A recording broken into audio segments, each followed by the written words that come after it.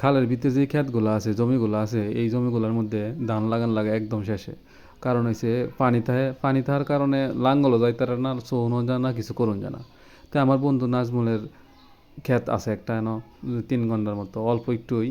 তো এই 3 ঘন্টা ক্ষেত একদম সবার লাস্টে চোয়া হয়েছে। চোয়ার কারণে লাগানো হয়েছে একদম লাস্টে। লাস্টে লাগানোর কারণে এখন ওষুধ টষুধ সব কিছুই দেওয়া লাগতেছে সবার শেষে।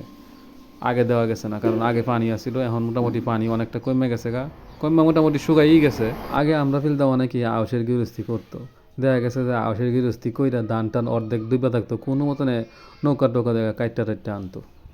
তো ওখানে তো অত ঝামেলার কারণে ওখানে আর কেউ আউশের গৃহস্থী করে না, সবাই বুড়ো আর আগুন এই দুইটাই করে।